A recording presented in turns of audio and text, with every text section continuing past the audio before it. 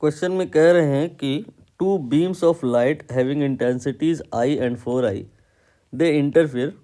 यहाँ पे दो केस हैं। जो पहले वाले में इंटरफेरेंस हुआ है दैट टाइम जो फेस डिफरेंस है बिटवीन वेव्स ये π/2 है, you can say 90 degree. And जो दूसरे केस में इन्हीं वेव्स का इंटरफेरेंस लेना है वो π/3 के डिफरेंस पर है, यानी कि 60 डिग्री।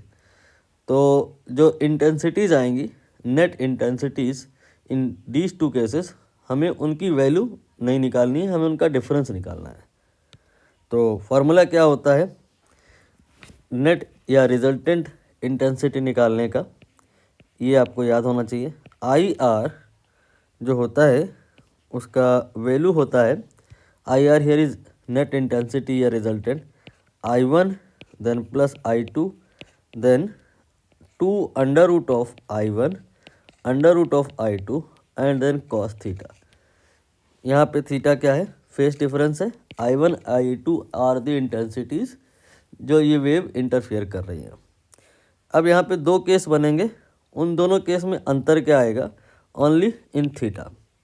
तो पहले वाले केस के लिए तो फार्मूला यही हो जाएगा, और दूसरे वाले केस के लिए आई आर डैश क्या हो जाएगा, वेव्स वही हैं, इंटेंसिटीज़ वही हैं, I1 I2 2 under root I1 under root I2 and angle change हो जाएगा।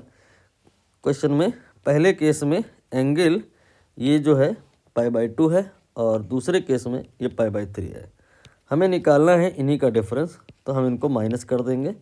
जब माइनस करेंगे तो ये कैंसिल हो जाएगा और आएगा 2 under root I1 under root I2 and cos of theta then theta dash. Negative answer in case अगर आए तो हमें मैग्नीट्यूड लेना होगा।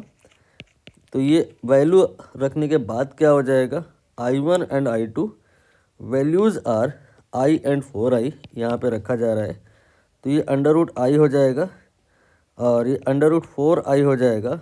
और कॉस पहले वाले केस में जो एंगल था π/2 यानी कि 90, और दूसरे वाले केस में π/3 यानी कि 60।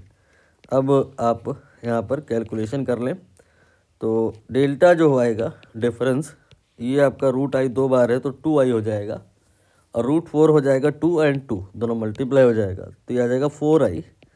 और इसके बाद में cos 90 ये 0 होता है, cos 60 माइनस 1/2 होता है, एक माइनस आएगा, तो जो डिफरेंस आएगा ये 2i आएगा।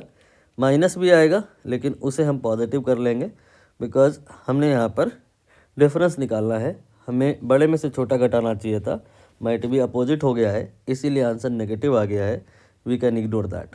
तो ये कह रहे हैं कि जो रिजल्टेंट है वो xi के बराबर है और हमने निकाला है कि ये 2i के बराबर है।